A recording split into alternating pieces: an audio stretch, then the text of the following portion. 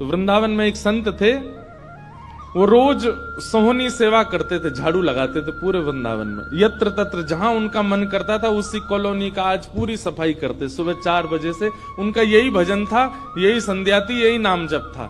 सोहनी लेते और लेकर के बुहारते पूरे मार्ग को। और हमारी आपकी तरह नहीं जोर जोर से, नहीं, धीमे धीमे। उनके मन में यह भाव था कि वृंदावन श्री प्रिया प्रियतम का ही स्वरूप है, इनके प्रति मैं रोष नहीं करूंगा, धीमे धीमे। और जब बुहारते थे तो अपने नेत्रों से ध्यान पूर्वक ब्रज की रज को देखते थे। कहीं कोई चिन्ह दिख जाए, कहीं किशोरी जी के चरण रज दिख जाए, कहीं ठाकुर जी के चरण दिख जाए। करते करते जब वर्षों बीत गए तो किशोरी जी के मन में भाव आया, हम नित्य रास के लिए वृंदावन में जाते हैं और पूरे वृंदावन को सुव्यवस्थित ये महात्मा करके रखते हैं, और इनकी एक ही अभिलाषा है कि हमारे चरण चिन्ह इनको दिख जाएं। एक दिन किशोरी जी ने उनको अपने चरण चिन्ह का दर्शन कराया। वो चरण चिन्ह देख करके उनके मन में विश्वास हो गया कि हे श्यामा जो चरण चिन्ह है, इसका मतलब चरण भी है, और चरण है तो मतलब आप भी हो। जब चरण चिन्ह तक ले ही आई हो तो आप अपने दर्शन भी करा दो। अब अगली उनकी स्थिति हो गई कि अब चरण चिन्ह नहीं, अब तो प्रत्यक्ष किशोरी जी को देखना है। लेकिन हमारे ब्रज की एक परंपरा है कि जब तक किशोरी जी की सखियां अनुमति नहीं देंगी ना, तब तक किशोरी जी के दर्शन नहीं हो सकते। इसलिए ललिता जी को मनाओ, विशाखा जी को मनाओ, यमुना जी को मनाओ, गोपेश्वर महादेव को मनाओ। सखियां जब रीझ जाएंगी तब किशोरी जी से मिलना होगा। वृंदावन रस अलग है। अभी हम 15 तारीख से जो कथा करने वाले हैं वो वृंदावन रस के ही ऊपर है। 15 से लेकर के 18 अप्रैल तक गांधी धाम कच्छ गुजरात में, जहां पर वृंदावन रसामृत पद लिखा गया, वहां उस कथा को आप लाइव सुनना। उसमें वृंदावन रस की ज्यादा चर्चा करेंगे। तो जब तक ललिता विशाखा आदि सखियां अनुमति नहीं देती तब तक किशोरी जी के दर्शन नहीं होते। लेकिन किशोरी जी तो चाहती हैं कि उनको दर्शन दें। तो एक दिन किशोरी जी ने रास करते करते अपना नूपुर वहीं छोड़ दिया, और नूपुर छोड़ करके किशोरी जी निकुंज में चली गई। आप सुबह सुबह जब सोहनी करने आए तो आपको वो नूपुर मिला, और नूपुर देख करके वो आनंदित हो गए। इतना सुंदर नूपुर, ऐसी सुंदर उसकी कलाकृति, इतना हल्का उसका वजन, इतना सुंदर उसका स्वरूप।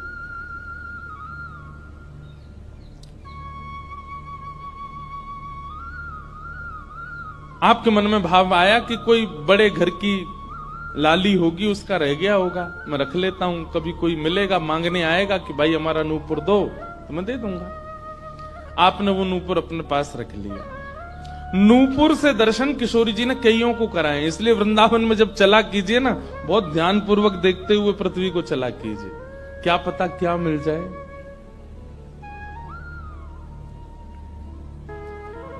सूरदास जी को भी नूपुर से ही दर्शन हुए किशोरी जी के, और आज इन महापुरुष को भी हो रहे हैं। मुझे नाम स्मृति में नहीं आ रहा है, शायद संभवतः श्याम चरण दास जी नाम था। तो नूपुर को अपने पास रख लिया। किशोरी जी का नियम है कि जब रास में जाती हैं तो सब सखियां उनका श्रृंगार करती हैं, और एक एक श्रृंगार जो उन्होंने धारण किया है वो लिख लेती हैं।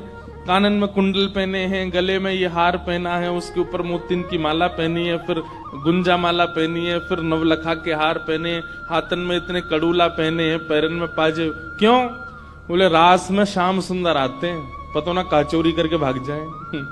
अगर एक कम रह जाए तो फिर ठाकुर जी की शामत कहाँ है, हमारी श्री जी का श्रृंगार बताओ। इसलिए सब सखियां जो हैं किशोरी जी के सिर से लेकर नख तक एक एक श्रृंगार को लिख लेती हैं पहले, रास में भेजने से पहले। और फिर रास में आने के बाद, रास से आने के बाद फिर सब सखियां एक एक श्रृंगार, एक बोलेगी हाँ भाई कानन में ये कुंडल है, सिर पर ऐसा सुंदर वो है, गले में ऐसी माला है, हाथन में कड़ूला, पामन में ये 2 पाजेब हैं, सब गिनती करो। और एक एक करके उतारती जाती सखियां। आज किशोरी जी के चरणों का एक नूपुर नहीं। शाखा आदि बोली, हे श्यामा जो आपका एक नूपुर कहां गया? बोले अरे मो तो पतो ना है, सके नृत्य करते करते रह गए हो वृंदावन में। ललिता विशाखा बोली स्वर्ग के इंद्र के हाथी के दांतों से बना हुआ नूपुर है, वो सामान्य नूपुर नहीं है। आपके ऊपर तो कोटि कोटि ब्रह्मांड वारी वारी जाते हैं किशोरी जी, पर वो नूपुर ठाकुर जी ने आपको भेंट किए हैं, बड़े बहुमूल्य नूपुर हैं। अब किशोरी जी बोली मोह ना पता कहां रह गए हो कहीं पे। किशोरी जी तो मन बना चुकी है ना, दर्शन देना है उनको। तो ललिता विशाखा ने विचार किया कि हम ही जाती हैं, ढूंढ के आती हैं निकुंज में, कहां है, वृंदावन में। बोले अपने रूप में तो नहीं जाएंगी, तो एक वृद्धा का रूप धारण किया, एक वृद्ध मैया का रूप धारण करके ललिता विशाखा गई और वृंदावन में ढूंढने लगी नूपुर कहां है। तभी ढूंढते ढूंढते वो महाराज जी सोहनी कर रहे थे, उनके सामने पहुंची। अरे बाबा हमारी लाली आई सवेरे सवेरे यहाँ पे, और बाके पाम को एक नूपुर रह गयो, तेने देखो।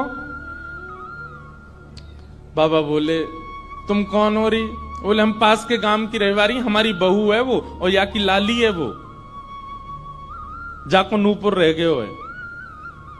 बाबा बोले मैं कैसे पहचान जाऊं कि तुम्हारी ही लाली का नूपुर है? भाई मनचले लोग हैं, बहुमूल्य वस्तु किसी पे देखते हैं तो सब अपना अपना बताते हैं।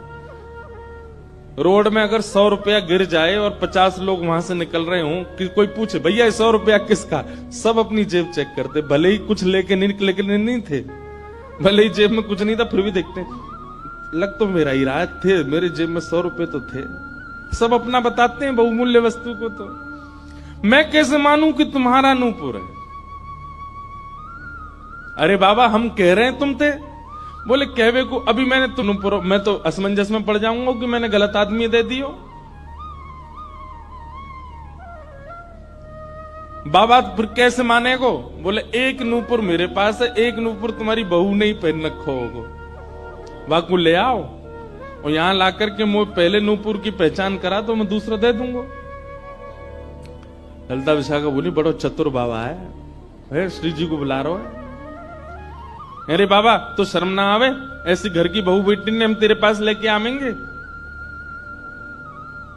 बाबा बोले तो फिर चले जाओ, तुम पे भैया खूब धन धान्य, दूसरा नूपुर बनवा लियो, जो मुंह पे ही रहने दो।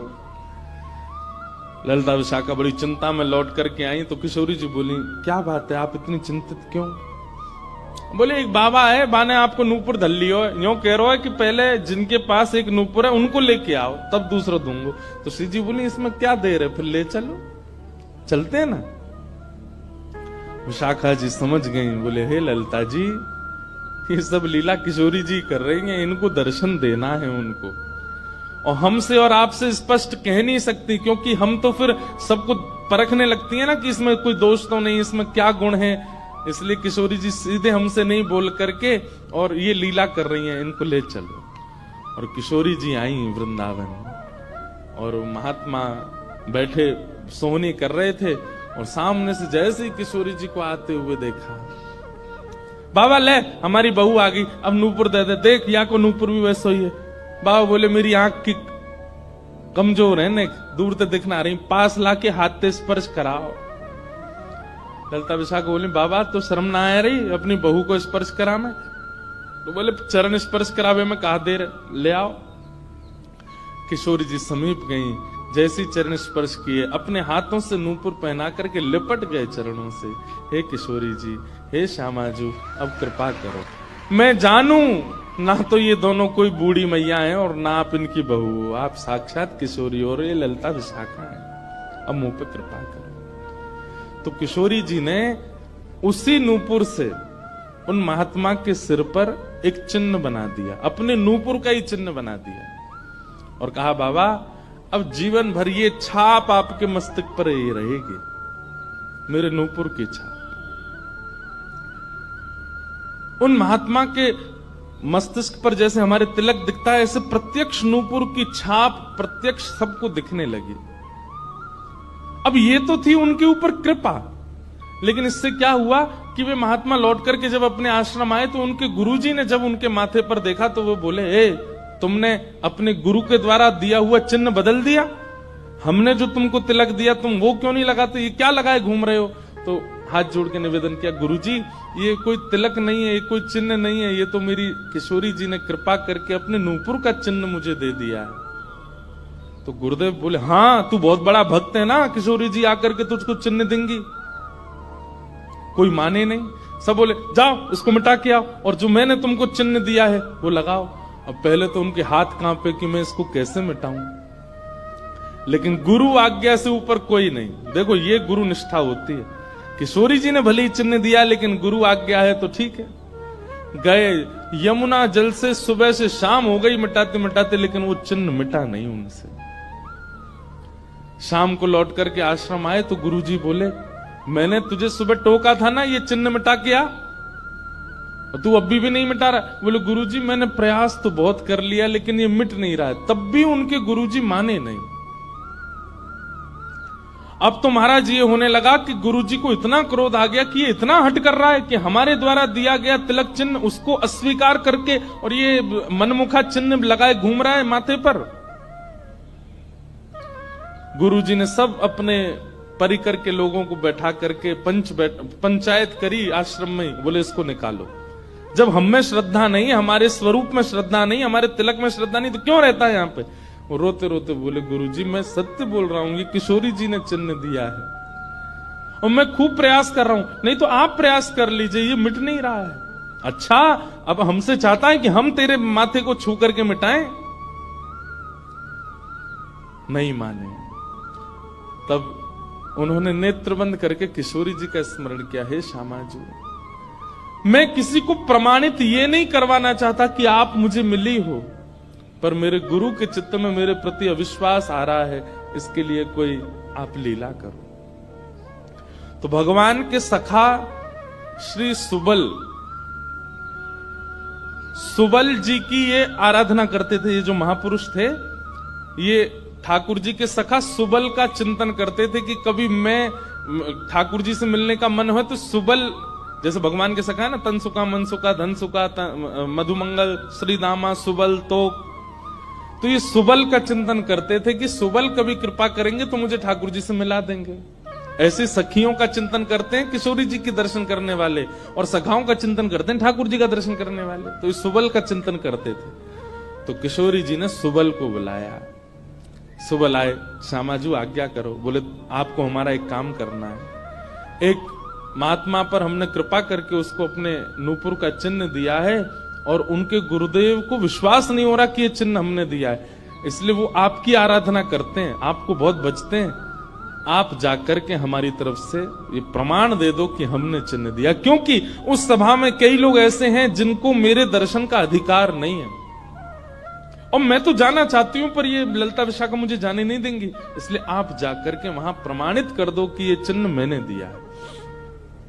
तब भगवान के सखा सुबल साक्षात उस आश्रम में प्रकट हो गए और प्रकट होकर के जैसे देखा दिव्य देह, दिव्य तनु, दिव्य तेज निकल रहा है, सबने प्रणाम किया। बोले कि ये आपका परिचय। बोले मैं भगवान का सखा सुबल हूं। देख करके सबने बोले आप कैसे आए। बोले हे गुरुदेव आप अपने शिष्य पर इतने रोष कर रहे हो, ये चिन्ह ये किशोरी जी ने ही इनके माथे पर पधराया है, आप इनके ऊपर नाराज मत हो। अब सुबल प्रमाणित करके चले गए। अब क्या हुआ, गुरु जी को आत्मग्लानि होने लगी। बोले मैं गुरु हूं और मेरे चेला को ठाकुर जी मिल गए, श्री जी मिल गई और मुझे विश्वास नहीं हुआ। तब गुरु जी ने अपने गुरुजनों को, अपने श्रेष्ठ जनों से जाकर के कहा कि मुझसे अपराध बना है। ठीक है, गुरु शिष्य के ऊपर क्रोध कर सकता है, उसका कोई दंड नहीं होता, पर किशोरी जी के द्वारा कृपा की गई, मैंने उस पर प्रश्न चिन्ह उठा दिया, इसका तो मुझे दंड मिलना चाहिए। तब सब रसिक जनों ने विचार किया, बोले इसका क्या दंड दें। तो बोले आप एक काम कीजिए कि दंडोत्सव कीजिए। दंडोत्सव।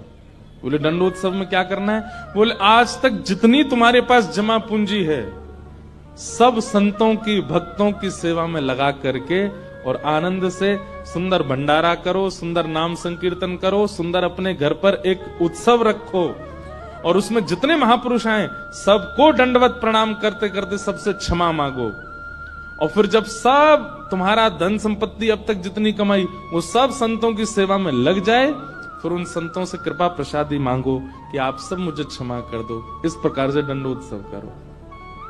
तो जिन्होंने ये भाव कहा है उनको ये दंडोत्सव करना है। दंडोत्सव मतलब अब पूरे जीवन की जमा पूंजी तो खर्च नहीं कर पाओगे, पर हां पिछले 3-4 साल में जो जमा कर रखा है प्रयास करो उससे। पंढरपुर में वारी जाती हैं, हमें भैया बता रहे थे अपने जो जिनके साथ हम घूम रहे थे कल, कि यहाँ वारी जाती है, यहीं से जाती है श्री पंडरीनाथ भगवान की वारी में इतने सारे वैष्णव जाते हैं, उनकी सेवा में लगा दो। वृंदावन जाके कुछ लगाया हो, पंढरपुर में लगा दो, गोवर्धन में लगा दो, और सुंदर अपने घर पर एक ठाकुर जी का उत्सव करके किसी श्रेष्ठ को वृंदावन से बुला करके उनका सुंदर संकीर्तन करवाओ, कथा करवाओ, 2-3 दिन का ही कोई उत्सव रखो। इस प्रकार से अपनी वो जमा पूंजी संत वैष्णवों की सेवा में खर्च करके भंडारा करा के जितनों से मिलो सबसे क्षमा मांगो। वारी निकलती है आषाढ़ी एकादशी पर, इतने सारे वैष्णव जाते हैं पंढरपुर दर्शन करने, मार्ग पे खड़े होकर सबको शरबत पिलाओ और जो जो शरबत पिए उससे क्षमा मांगो, मुझे क्षमा कर दो, मुझसे अपराध बना है, मैंने कंठी पहनने के बाद भी मांस का सेवन किया, मैंने मद्य का सेवन किया, मैंने ऐसा किया, ये क्षमा मांगो। असंख्य भक्त एक साथ जब आपको क्षमा करेंगे तब आपका ये अपराध पूर्ण होगा। इसी को कहते हैं दंडोत्सव। तो फिर कथा पूरी करें, वो महाराज जी को सब लोगों ने कहा तुम दंडोत्सव करो, तो उन्होंने कहा ठीक है, मैं अगले 7 दिन के लिए दंडोत्सव करूंगा। ब्रज में जितने भी संत आवेंगे ब्रज की सीमा पर खड़े होकर के सबको माला पहना करके सबको सत्कार के साथ लाया जाए। आश्रम में उनकी रहने की सुंदर व्यवस्था, प्रसाद की व्यवस्था, और नाम संकीर्तन अखंड चले 24 घंटा 7 दिन तक, और खूब भंडारा चले, और जितने महापुरुष आए सबसे क्षमा मांगनी। तो जब ये दंडोत्सव का बात हुई तो गुरु जी ने दंडोत्सव लिया, और चेला बेचारे जिनको किशोरी जी ने चिन्ह दिया था वो मन में सोचने लगे ये क्या हो रहा है, मेरे कारण मेरे गुरुजी को दंडोत्सव करना पड़ रहा है। तो उन्होंने अपने गुरुदेव के सामने प्रणाम करते हुए अपनी झोली फैला के कहा गुरुजी मुझे एक भिक्षा दे दो। तो क्या चाहिए? बोले जो दंडोत्सव आप करना चाह रहे हैं वो मुझे करने दीजिए, आप विराजिए, आपकी जगह मैं करूंगा, मैं शिष्य हूं आपका। तो बोले नहीं नहीं, अपराध हमने किया तो तुम क्यों करोगे? बोले गुरुजी बस यही कृपा चाहिए। तब बड़े संतों ने मिलकर के सबने कहा कि भाई देखो शिष्य कर सकता है, अगर इनकी इच्छा है तो ये करने दो। तो फिर गुरुजी का दंडोत्सव उन्होंने ही किया जिनको चिन्ह किशोरी जी ने प्रदान किया था, दंडोत्सव मनाया।